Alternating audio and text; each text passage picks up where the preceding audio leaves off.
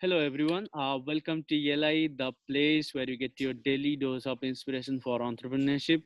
And today we have with us Mr. Devansh Jain Nawal, founder of The Healthy Company, a health tech startup leveraging biotechnology and AI. Devansh is a graduate of Netaji Subhas Institute of Technology. I would like to welcome Devansh. Hi, Devansh. Welcome to ELI. Hi, Priya. Thank you so much. It's great to be here. Devansh, I would request you to introduce yourself to our audience, please. Sure. So guys, as Priya pointed out, I'm Devansh Jain Nawal. I graduated NSIT Delhi as a computer science engineer this year, and for the past couple of years, I've been running a health tech startup by the name of The Healthy Company, and it's in the domain of health tech. So we understand your body and try to get you to achieve your health goals, whether it's losing weight, gaining muscle, detoxing, or help people with diabetes, PCOD, thyroid.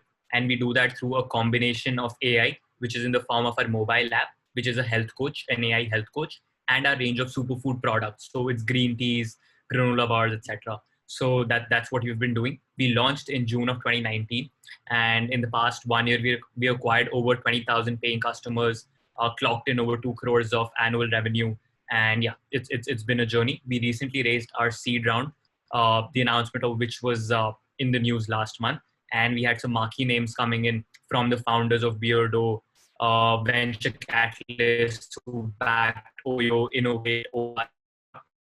Yeah, I'm based out of Gurgaon currently.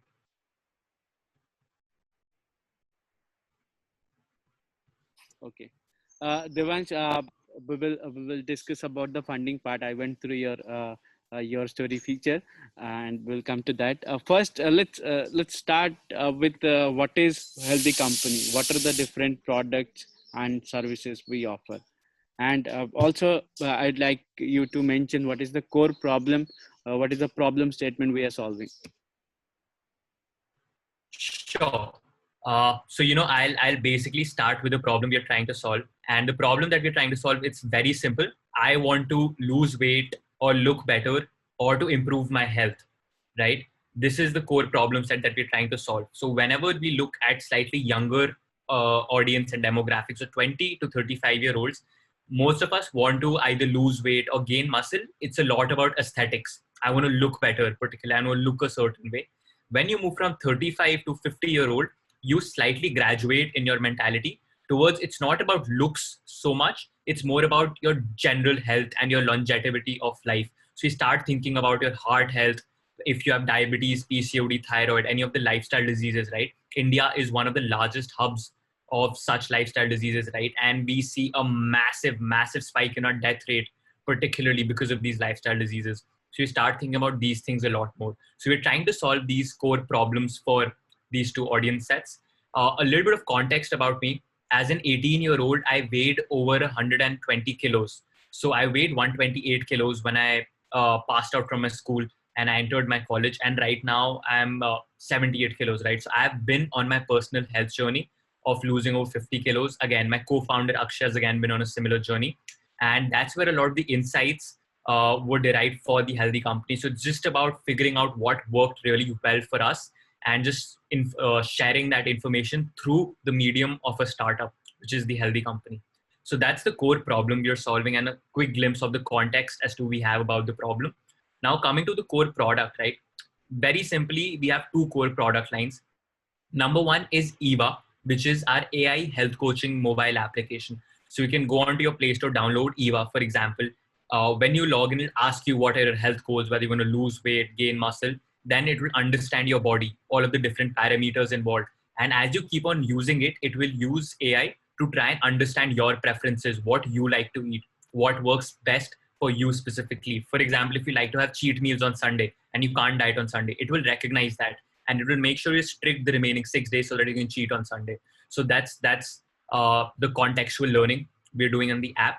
And the second product line is our range of superfoods. So we have the lean green tea, which is the most popular product that we have. Then we also have the lean bar. So these are catered towards weight loss. So you have the green tea and bar, which are infused with spirulina superfood, and it's clinically proven to help you boost metabolism for sustained permanent weight loss. So everything that we are doing, it's towards long-term sustainability and permanent results. Now we also have keto plans, immunity plans, for example. So we're just launching more and more products and constantly investing in research and development in these new recipes.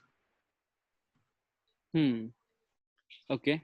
Devansh, now let's get into some interesting questions.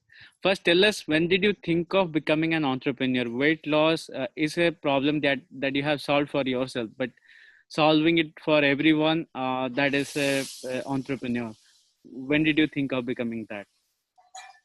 Sure. So, I mean, what I'm going to tell you, it's slightly different from the typical entrepreneurial story, right? So, I never wanted to be an entrepreneur, right? I never had it in the back of my mind that, yes, entrepreneurship is something that I want to do or anything. The Healthy Company, right? How it started was it started as a simple college project for a competition called the Thought for Food Challenge, which happens in Brazil. So, it's a global conference. And we started as a college project regarding spirulina and algae and using spirulina as food, as the future of food. Because we just thought we were a bunch of 5 students. We thought that, we'll get a free trip to Brazil if we, make it into the competition, and it'll be an all expenses paid trip and we'll get to go have fun and participate in the conference. So that was the idea and the first inception. Eventually what happened is, so the competition happened. Unfortunately, we couldn't make it. So we were the 13th in India and the top 10 made it. But so we shared the idea, right? After that, one day we just saw an ad in the newspaper for a government grant program for startups in the biotech space. So we just randomly applied to it, did not think too much. And turns out a couple of weeks later, we actually got a call from there that, we really like your idea. We see its potential. Why don't you come and pitch? And at that point, we started discussing. We told them that, we're really not interested in starting up or anything. But that person, right, the government representative, he actually motivated us that, just give it a shot. We see potential in your idea. That's why we are calling you. And he sort of pushed us towards pursuing this idea. So we went there, we pitched, we got the government grant funding, which was a very small amount, it was around 4-5 odd lakhs. But that was enough to get us started and to sort of instill that confidence in us that, yes, this is something that people are looking for. And as I mentioned, we were on a personal health journey. So we had used spirulina and other forms of these organic superfoods for our personal journeys, and it helped us lose weight. So we just thought that, okay, let's try and bring the power of these superfoods to everyone, because we are having them, we are seeing results. Just let's do that. So we made certain products like chocolates, bars, for example, infused with superfoods, and we just sold them at Diwali melas. You have these Diwali melas that are basically mom and pop type exhibitions and everything. So we just booked a stall there and we started selling. And turns out it actually went really well. And the kind of response that we received from people, right, these things really helped them. So we had customers calling us up and finding us and asking that, okay, I bought it at that exhibition. Can you ship it to me now? So that's when the light bulb moment, we realized there is a demand and people were asking us to essentially ship more product. So which is why then we made our own e-commerce site and we started selling the products. So that's how the originally the Healthy Company started. Then as we moved in, we talked to our customers. So we were doing customer service for the first 9 months. It was just me and Akshay doing customer service. So we used to receive all customer queries. And during that time, we realized the need for diet and personalized consulting as well. So you give them the superfood, but what else do they have in their entire day apart from the products? So which is the insight for Eva ultimately, because we are both computer science engineers. So we had a background in computer science. I've personally had multiple research publications in the fields of artificial intelligence and augmented reality. So which is why I had the technical background, so we could execute and develop the app. And this is where we are at, right? Okay, very interesting. Devansh, now my question is about the ecosystem of entrepreneurs. So, what is your thought of India becoming evolving as an ecosystem of entrepreneurs? Like you mentioned, there was some government representative who encouraged you to pursue entrepreneurship. Otherwise, you would have not. Maybe I do not know. So, what role does it play in making someone entrepreneur or not? And the next question is, how do you see our current form of government and other current mindset evolving towards entrepreneurship? What is happening in India? Sure. So to start with the ecosystem question first, right? And how do I see that working out? Particularly, I mean, I feel the number one challenge for entrepreneurship in India and to sort of all of the positive effects associated with a great entrepreneurial culture, which we have seen in Silicon Valley and the United States, they have taken advantage of that really well. The number one blockade that I see is not the ecosystem or the government support, but it's actually our mentality right now as students or as young professionals starting a career. We have always been very very risk averse as a nation, and that has a lot to do with our parents upbringing as well and how we were brought up, right? Because historically we've been a lower middle income country, right? We haven't been one of the higher income countries, and what that has led to is us typically being very risk averse because we're just trying to fulfill the basic needs of food security, shelter, healthcare. And our parents generation especially was really really involved in that. And when you do that, you do not leave a lot of scope for going out and taking risks which may not pay off at all. So you can spend 2 years, 3 years, 5 years doing something, and ultimately in terms of financial security you don't have a lot to show for it, even though you've learned a lot, but you can't really quantify that, especially to our parents generation. So which is why even our generation, even though it's much better than our parents' generation, it's still fairly risk averse. So the number one challenge actually comes in to just educating people of our age and especially younger, right? So starting from the ninth grade or eighth grade up till the fourth year of college, if you can just educate them that entrepreneurship is a viable career path, and yes, it's higher risk, but it's also higher reward ultimately, right? And that is the equation we have to try and make them understand, that even if you fail, it's fine. It's ultimately about the fear of failure. If we can be comfortable with failing, we're going to see a lot more entrepreneurs in our nation, and that's what's going to push our development forward. Secondly, now just talking about the ecosystem in general, right? So the ecosystem, particularly from what I've seen, since about 2012, 2013, right? So 2008, 2009 is when Flipkart, Snapdeal, and all of these guys really blew up. And then post that, there was Ola coming in, and all of these, large startups and unicorns and decacorns, which are there today coming in.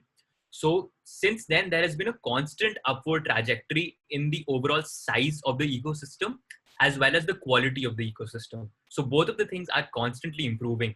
And obviously, off late, the Startup India program, right, which was launched by our government, has been extremely beneficial in terms of simplifying the process of starting up. So to start up in India, typically it was really, really hard to even get a company incorporated and then to fulfill all the compliances, etc. And it's still hard, right? We are not one of the easiest countries to start something and do business in, and that's still true. But to some extent, there have been certain exemptions for startups and things to make the entire startup experience easier. So which is why if you're thinking about starting up right now, is the best time that has ever been in all of human history and especially our nation's history. So which is why right now is a good time to seriously consider starting up something of your own if you have a great idea and you're passionate towards it. Okay. So let's forget about the government for a while, and here is my theory. Just hear it out, and based on that theory, I would like to hear what is your perspective on the future. So what I see, our parents' generation, and as you rightly mentioned, they were all with the mindset of they're going to do a government job. In fact, if you look at most of the parents today, they all did government jobs when they were of our age, and that was the trend. India was a more of a socialist country, and everybody was expected to do a government job. There was just one company, that is government. So that was the mindset. And as when in 1990s the market opened up, and private entities started coming in, and capitalism happened, and lot of opportunities were created, but our parents did not groom us to take part in those activities, to become capitalist, because our blood was in socialism, communism, right?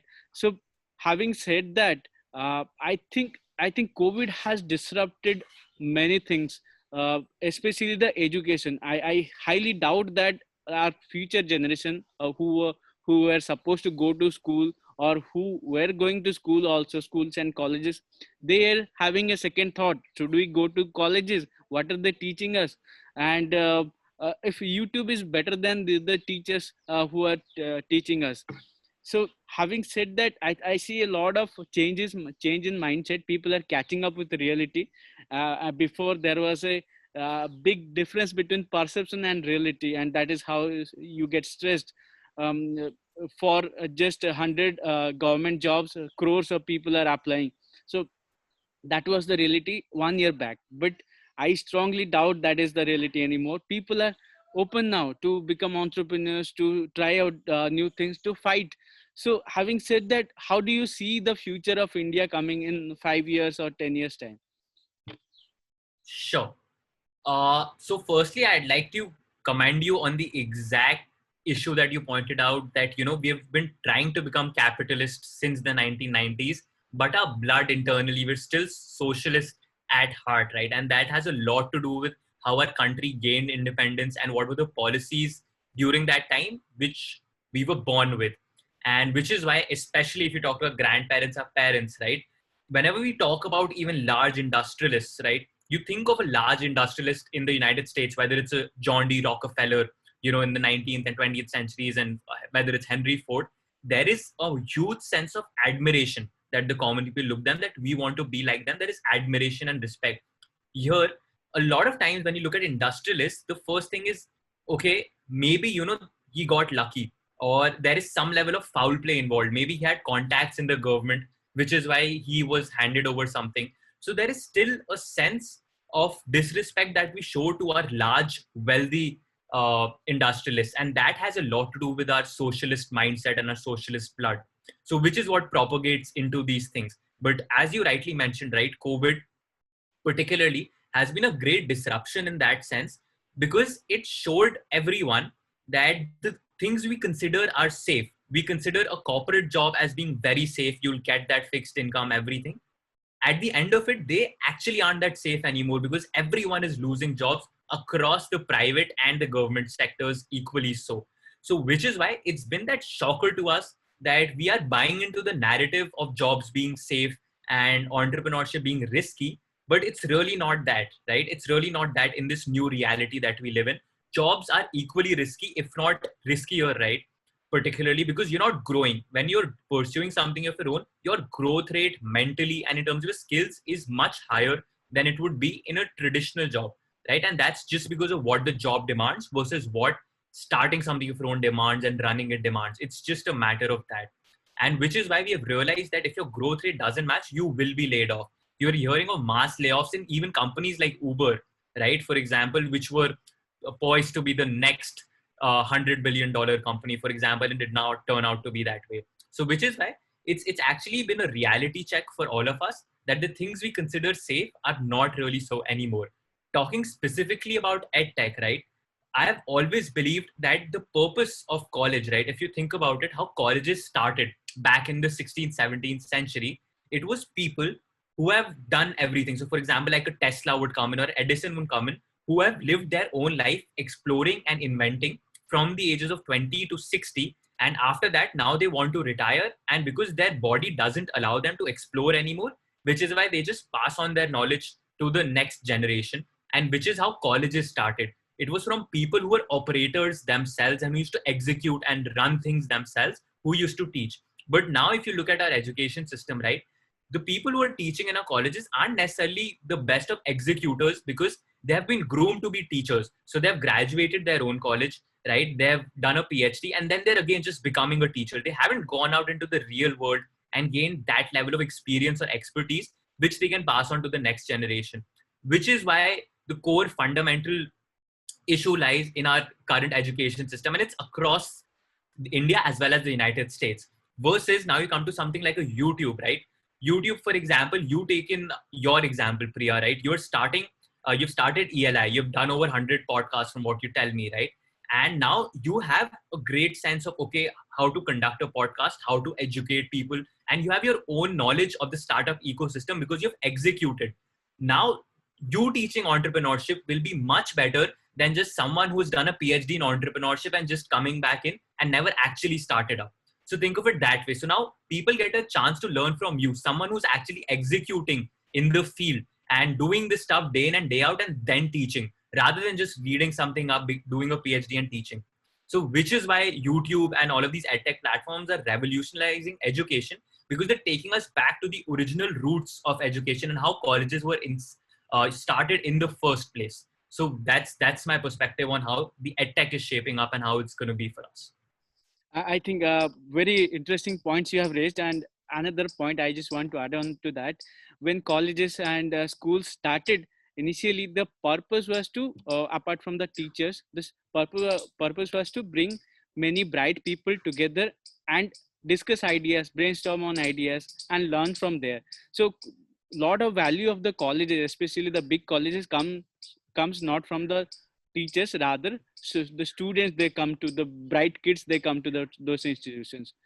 But what has happened in recent times, especially last 50 years or so, colleges have become the factory of degree, and a lot of money involved in that, and no real education happening. No one is thinking critically, and that is also one aspect that has been missing in the current form of education, and that is bound to fail.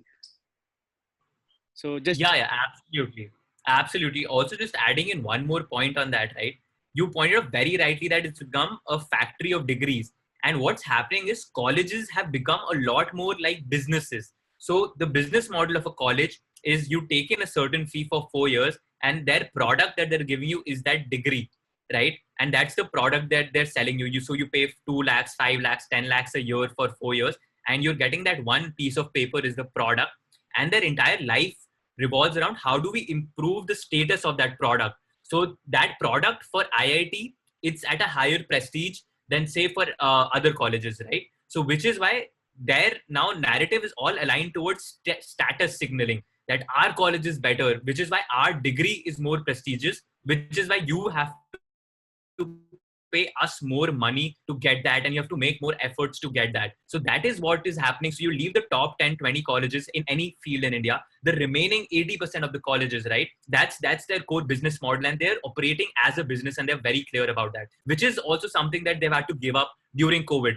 because you had news of colleges charging the same fee or even hiking the fee, right? Even during the pandemic, when they have no costs in terms of labor, in terms of housing, in terms of electricity, they have no cost associated, but they're still charging the same fees or charging a higher fees.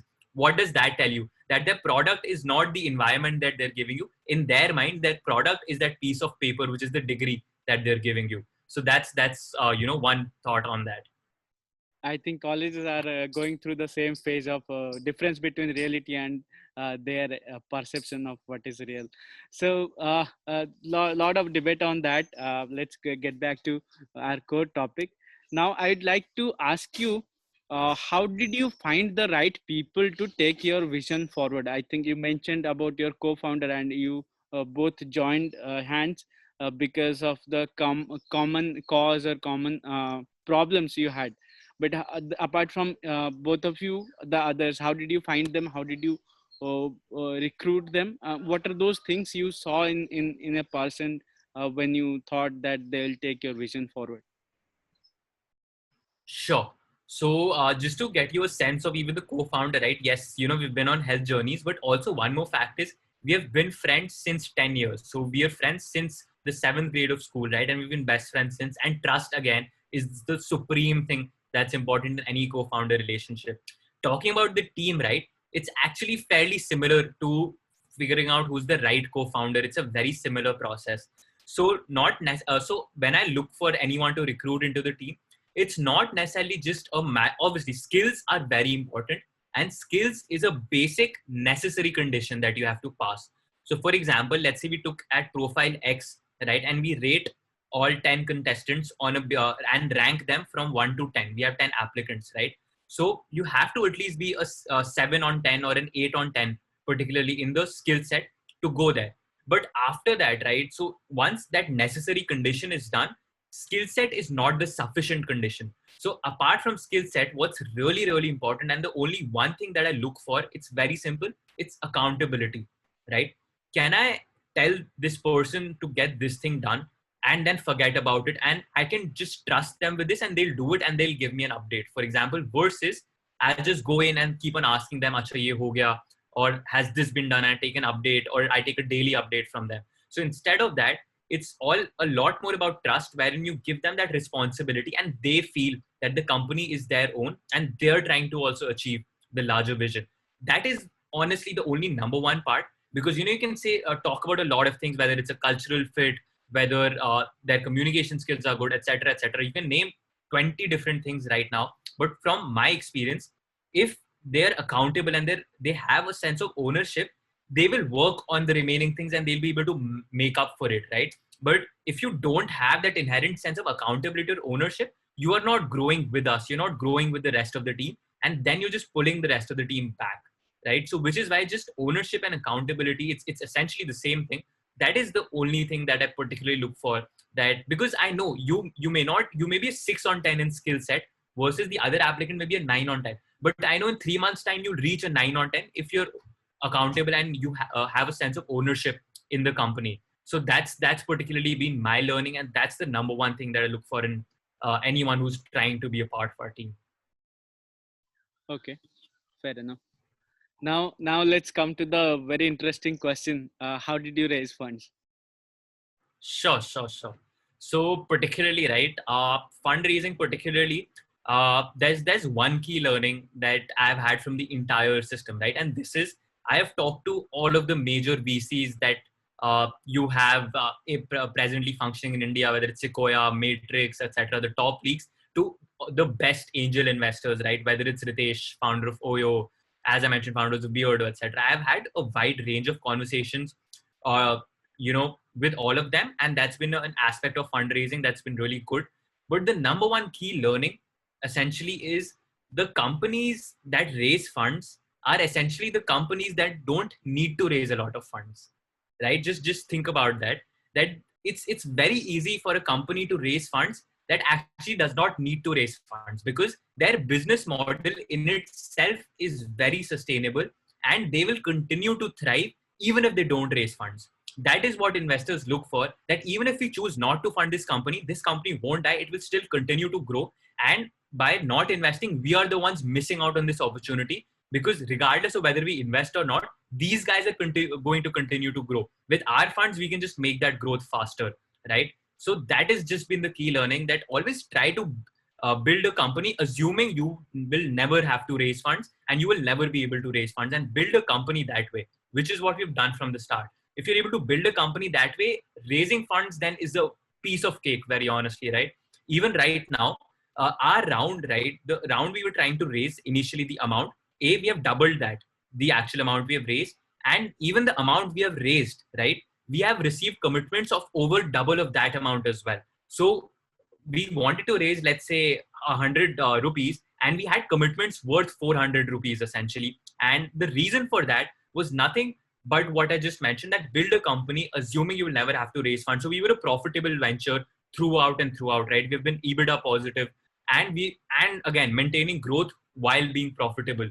And in the COVID times, suddenly there's been a lot of focus around sustainable, healthy companies that are turning a profit, that are able to charge their customers. Because profit, at the end of the day, right, profit doesn't mean anything. It just means how much value you've added to your customer's life, because that's how much they're willing you to pay. If you have a bad product, customers won't pay you a lot, hence you will not make profits, right? If you have a good product that is adding a lot of value in your customer's life, they will pay you a certain percentage of that value. And if that is more than the amount you have to invest to create that product, then you're a profitable company. It's that simple. So always try and be profitable is, the one key learning that I've had. Then fundraising is a piece of cake after that. I think this is a very interesting theory, and although I agree to it, and if it were true, here comes my next question. Um, if your business is sustainable, even if you don't get funds, you'll still grow. Why, as a founder, would you dilute your stakes? Sure. So there are a couple of reasons here, right? Number one is, even though you're profitable, right, there is a certain rate of growth, right? So the way the economics work, the working capital, for example, I invest 100 rupees in making this green tea. Then after that, I give it to the customer, and that customer then pays 200 to the delivery COD person, right? It gets delivered to them, and that 200 rupees, then the courier company transfers that back to me after a month, roughly, right? So this entire working capital, it's a 90-day to 180-day cycle. So if you're growing very fast, you will keep on running out of money in the bank because you're just investing so much in more inventory, more products, and you're just shipping them out. And the money from the customer takes time to hit your bank back. So which is why to essentially have that accelerated growth, because it's a physical product as well. It's not a purely tech startup. In a tech startup, it has infinite scalability, right? Because you don't have to invest for every additional user on your app. It's the same framework. But for physical products, you have to make that investment. So that was number one in terms of business reason. But secondly, right, which is the more important reason we raised funds, it's a lot more about strategic access. So when raising funds, right, we were always very clear that we're going to raise funds on our terms. So actually, we picked the investors that we wanted to raise funds from. So we had commitment from, for example, 100 people, and we chose the top 20 that we want, that these will be a part of our company going forward, because they add a lot more strategic value, right? So I have founders who have themselves created brands in the last 2-3 years, and those brands are worth thousands of crores, and they are coming in as investors. And the moment they're investors, they're also advisors. So it's a lot more about strategic capital, and that's also something that needs to be equally considered. That it's a lot more about the strategy aspect of having other people be invested in your company through their money, and then once they're invested, they help you in growing in multiple ways, whether it's international expansion. So we have a set of angel investors who have very good experience in internationally expanding and scaling products. So it's a lot more about strategy also on that front that comes in. So these are the two core reasons why we decided to raise funds. Very interesting. Okay. Perhaps my last few questions. First thing is, tell us some of the funny instances you have faced or you have gone through while raising funds or talking to investors. Sure. So I mean, number one, right? So there's one that comes on the top of my head because it's always a thing that pops up. So particularly, what happens is, so you pitch to investors and everything, and after that, they obviously try and Google you. They do a rough search. So if you just Google, let's say Devansh Jain Nawal, you'll see an article that comes in that I was actually one of the toppers of the CAT exam, right? The Common Admission Test, the MBA one. I was one of the toppers. I got 99.96 percentile. And then I got accepted into IIM Ahmedabad, Bangalore, as well as Calcutta. And I chose not to go for my MBA right now, to actually continue to work on my startup, right? So I gave up opportunities from IIM, A, B, and C to work on my startup. And that is always a good conversation starter that these guys have, that why are you doing this? Why are you so invested particularly in that, right? And after that, my commitment is never a question to them because they know what I've sort of given up. So that's one thing that already pops up. Secondly is in our pitch deck, right? So we send out to investors, right? And this is just something, if someone is looking to raise funds in the near future, this is a small tip for them. You will see lots of these templates jo milte hain, this is the perfect pitch deck. Page 1 pe this, page 4 pe this, page 10 pe this, and this is the perfect pitch deck. For us, right, we don't follow that template. For us, the first page of the pitch deck, right, कहते company name hona chahiye, vision, mission statement, etc. ye hona chahiye. For us, the first page of the pitch deck is just a before and after photo of me and my co-founder Akshay. So that is literally all we show in the first slide of the pitch deck. It's just our before after. So I was 130 kilos, now I'm 78 kilos. Akshay again over 100 kilos, now he's also 70 kilos. So that's the first slide we show, and which is why everyone we've ever pitched to remembers us, because that's the thing they see. So fundraising or pitching, it's not so much about particularly being very technical or being on point, knowing your numbers or anything. So it's a lot more emotional. So at the end of the day, investors are also people on the other side. If they like you as a person, he's a fun person to work with, I'll have fun working with them, they'll invest in you, right? And that's also something that happens a lot of times, that people don't realize that you just have to be a chilled out fun person in general for anyone to want to work with you. And that is also sort of something that happens a lot. I think after hearing your story, I remember story of Byju's. He was he went through a similar phase when he was called by different IIMs and he did not join and build his venture. And I have no doubt that your venture will become an unicorn very soon. Thank you so much. Having said that, perhaps my last question to you. Devansh. How do you suggest our audience to start their journey as entrepreneurs? Sure. So particularly, right, what I'm assuming your audience must be our age group and slightly younger, right? So that's where the context will come in. Particularly, right, see, to start, there is no better advice than just go right into it and start, right? Because I'll tell you what, the moment you start thinking about things a little too much, you'll never start because you'll start seeing the 100 potential problems. And let me tell you, there is no idea or no startup that did not have a list of 100 potential reasons why it will not work before they started. But the only way you can test that is just go deep dive into it, right? And I think this is not something that's mind-blowing advice. Everyone knows this internally. Whenever we're doing something in our day-to-day life, right? But even when you have to start studying for an exam, if we just keep on thinking, we're taking stress, when will we study? Do we not have enough time? We will never be able to study. You just go and sit on your desk and start studying. So it's the same thing with everything in life, including starting up. But typically what happens is the reason people aren't able to follow that is something that I'll just tie in back to the original thing, because that is something that subconsciously a lot of us fear failure, right? We fear that if we fail, maybe our friends will make fun of us, maybe, because startup failure, it's a very public thing. Because if you're starting up, you'll have to promote it. You're going to have to be that spokesperson. And you're going to have to tell it to all your friends, their friends, your social media, everything.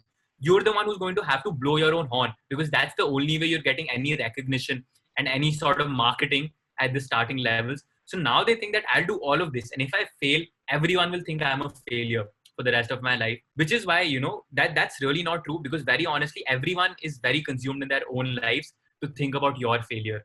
Number one, right? Recognize that, right? No one is just fixated on, okay, whether Devansh should be successful or not. So it's fine. Even if you fail, it's fine, particularly. And just having that level of comfort with failure, it's very good, because right now we're what, like 21, 22, or even 18 years old. We can afford to fail. We have our whole lives ahead of us, right? So we can afford to fail once, twice, thrice. It doesn't matter. Right now, our stakes are very low. I'm sure we aren't married. We don't have kids to feed. We don't have a wife to take care of. We don't have a family to take care of. Which is why, if that's a situation, you can try out a lot of things and fail a lot of times before you find what's really right for you. And if you're lucky, you'll find them the first time or the second time. If you're not, you'll take a couple of more tries, but eventually you will get there. And that is still much better than, becoming 40 years old and living out an entire half of your career and then realizing, yaar, I just went into that rat race and I did not really think a lot about what I wanted to do. And at 40 years old, then you're thinking about switching careers and starting from a fresh. It pays off a lot more to take those risks now, because the stakes are very low. Even if you fail, hopefully you will not die, right? So which is why it pays off to take those risks right now. So which is why just go all in and just try out a bunch of stuff. Okay. I think we have come to end of this session, and it was a great session, to be honest. Uh, it was a great pleasure to host you, and our audience would have got lifetime lessons from this video. Thanks, Devansh, and our best wishes for a healthy company. Thanks, Priya, for having me. All the best to you for ELI and what you're doing with ELI. It's something that's absolutely needed, and it's something that I'm sure you're going to inspire the next generation of leaders in our country. And that is a great responsibility to have on you. But that's also, I'm sure, it keeps you awake at night. And things like these are what excite us, right? This is the excitement of life, trying to make an impact into other people's life, right? This is what all being human is all about, trying to impact everyone around us and making the collective society a lot better. And you're doing exactly that with ELI. So all the best, man. Kudos to you. Thank you. And that really validates my work. Uh, Of viewers, course. viewers, you can follow and connect with Devansh on LinkedIn by typing Devansh Jain Nawal. Also, do visit their website on thehealthycompany.in. That is it for today's episode. We'll be back with another exciting entrepreneur. Stay tuned to ELI.